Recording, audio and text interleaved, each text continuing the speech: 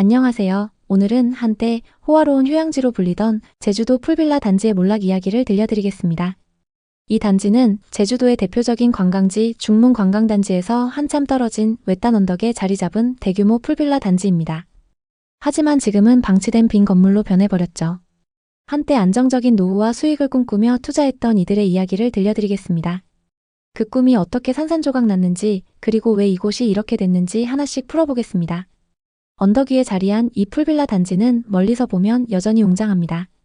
건물 여러 개로 이루어진 풀빌라가 계단식으로 늘어서 있고 고급스러운 외관과 야자수로 장식된 정원은 한때 이국적인 휴양지를 연상케 했죠.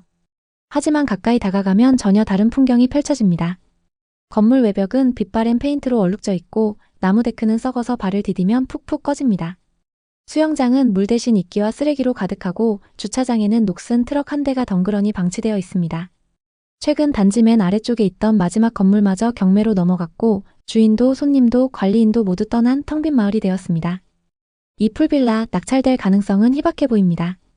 이곳은 이제 완전히 폐허로 변해버렸습니다.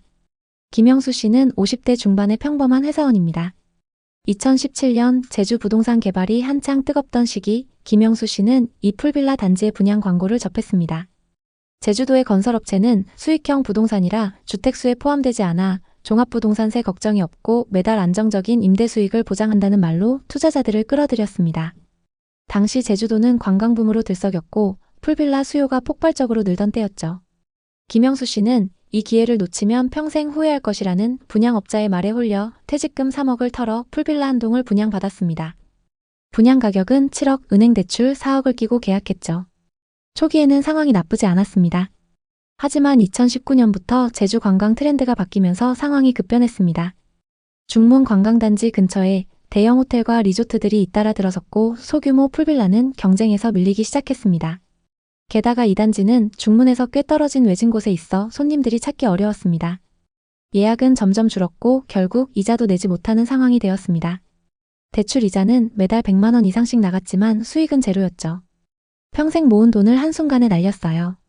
노후는커녕 이자 갚느라 대리운전을 뛰고 있습니다. 이 풀빌라 단지를 세운 건 제주에서 소규모 건설업을 하던 최모 씨와 그의 아들입니다. 이들은 2010년대 중반 제주 부동산 시장이 상승장일 때 건설업으로 제법 돈을 벌었지만 2010년대 후반 건설 경기가 꺾이면서 자금난에 시달렸습니다. 그래서 새로운 돌파구로 선택한 것이 바로 이 풀빌라 단지였죠. 제주도가 관광지로 전 세계적인 주목을 받던 시기 고급 풀빌라로 관광객을 끌어들이자는 야심찬 계획을 세웠습니다. 약 100억가량의 자금을 쏟아부어 풀빌라를 지었고 일부는 분양하고 나머지는 직접 운영해 안정적인 수익을 낼 계획이었습니다. 하지만 현실은 냉혹했습니다. 분양은 5동도 되지 않았죠. 게다가 2020년 코로나가 터지면서 관광객이 급감했고 건설업체는 결국 부도 처리되었습니다. 단지는 경매로 넘어갔고 관리도 끊기면서 건물은 빠르게 노후화되었습니다. 나무 데크는 썩고 수영장은 녹슨 파이프와 이끼로 뒤덮였으며 전기와 수도도 끊긴 곳이 많습니다. 한때 고급스러운 인테리어를 자랑하던 풀빌라 안에는 이제 버려진 가구, 곰팡이 핀 침대, 녹슨 오토바이만 굴러다닙니다. 이지연 씨는 40대 초반의 프리랜서 디자이너입니다. 2020년 제주 부동산 시장이 다시 살아나는 듯한 기미를 보이자 이지연 씨는 경매로 나온 이 풀빌라 한 동을 낙찰받았습니다. 감정가 9억짜리 풀빌라를 6억에 낙찰받았으니 저렴하게 샀다며 기대에 부풀었죠. 대출과 저축을 투자해서 인스타 감성의 고급 숙소로 재탄생시키겠다는 꿈을 꿨습니다.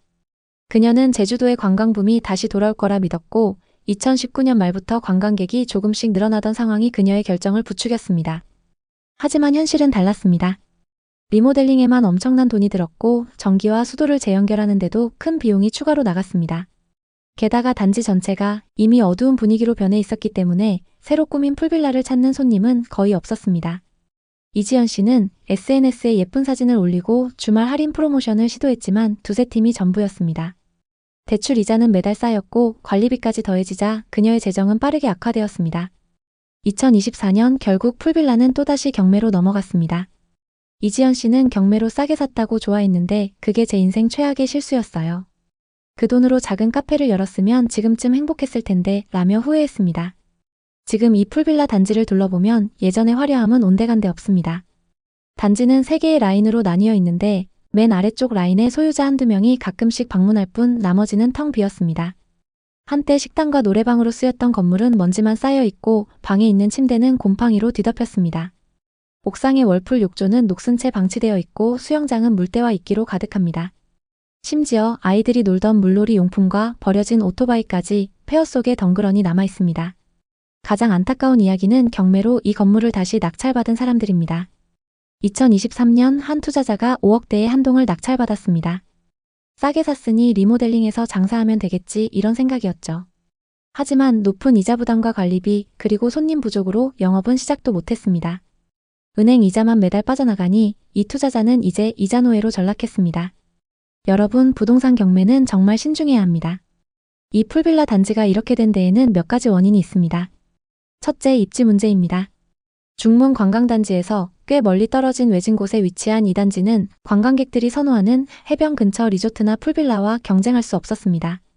중문의 색달해변 근처 제주 신라호텔, 부영호텔 같은 대형 시설과 비교하면 접근성이 떨어졌죠. 둘째, 과도한 분양가와 대출 의존도입니다. 분양업체는 7억이라는 터무니없는 가격으로 한 동씩 팔았고 투자자들은 막대한 대출을 끌어섰다가 이자 부담에 무너졌습니다. 셋째, 관광 트렌드의 변화입니다. 제주도에는 롯데호텔, 신라호텔, 그랜드 하얏트 같은 대형 리조트들이 잇따라 들어섰고 소규모 풀빌라는 경쟁에서 밀려났습니다. 제주 부동산의 어두운 면도 이 단지의 몰락에 한몫했습니다. 2010년대 후반부터 2020년대 초반까지 제주도는 부동산 상승장이었지만 이는 과열된 투기 열풍이었습니다. 많은 투자자들이 제주도는 절대 망하지 않는다는 말에 현혹되어 무모한 투자를 감행했습니다. 하지만 관광객 감소, 대형 리조트의 등장, 그리고 높은 유지비로 인해 소규모 풀빌라와 펜션들은 하나 둘 문을 닫았습니다.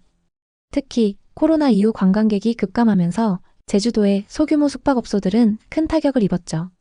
한때 호황을 누리던 제주 부동산 시장은 어느 순간부터 급격한 하락세로 돌아섰고 많은 투자자들이 빚더미에 앉게 되었습니다. 박민호 씨는 60대 초반의 자영업자입니다. 제주 부동산 시장이 호황을 누리던 시기 박민호 씨는 이 풀빌라 단지에 가장 큰 분양 물건을 샀습니다. 그는 관광업이 곧 회복될 거다 이런 희망에 투자를 결심했죠. 은행 대출 6억과 남은 저축을 모두 털어 10억에 분양받았습니다. 박민호 씨는 가족과 함께 풀빌라를 운영하며 노후를 보내겠다는 꿈을 꿨습니다. 당시 제주도는 코로나 이후 관광객이 서서히 늘어나던 시기였고 부동산 시장도 다시 뜨거워지고 있었습니다. 하지만 결과는 참혹했습니다. 대형 리조트들이 시장을 장악하면서 소규모 풀빌라는 설 자리를 잃었습니다. 박민호 씨는 손님을 끌기 위해 숙박비를 낮췄지만 예약은 한 달에 한두 팀에 불과했습니다. 게다가 단지의 황량한 분위기 때문에 손님들은 분위기가 어둡고 무섭다며 떠났습니다. 대출 이자와 관리비로 저축은 모두 날아갔고 2024년 결국 풀빌라는 마지막 경매로 넘어갔습니다. 박민호 씨는 부동산 사기꾼 말만 믿지 않았어도 이렇게 망하지는 않았을 텐데 라며 눈물을 흘렸습니다. 이 단지들은 이제 건물 가치마저 제로에 가깝습니다. 철거 비용도 만만치 않아 이곳은 그냥 폐허로 남을 가능성이 큽니다.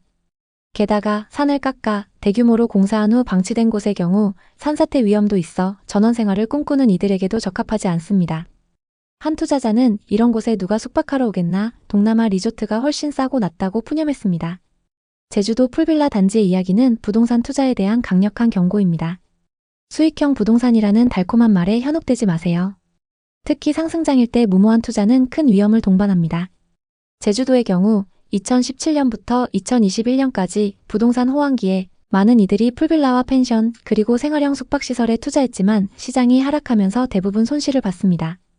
입지, 시장 트렌드, 자금 계획을 철저히 점검하지 않으면 앞서 살펴본 투자자들처럼 통곡하며 떠나게 될 수도 있습니다. 이 풀빌라 단지는 이제 완전히 황량하고 어두운 분위기의 마을이 되었습니다. 한때 꿈의 휴양지로 불리던 이곳은 풀과 폐허만 가득합니다. 제주도의 관광업은 대형 리조트로 재편되었고 소규모 풀빌라는 설 자리를 잃었습니다. 동남아의 고급 리조트가 훨씬 저렴한 가격에 더 나은 서비스를 제공하는데 누가 이 외진 풀빌라에 비싼 돈을 내고 오겠습니까? 오늘은 제주도의 텅 빈 풀빌라 단지를 둘러봤습니다. 한때 호화로운 꿈의 공간이었던 이곳은 이제 비어버린 건물만 남아 있습니다.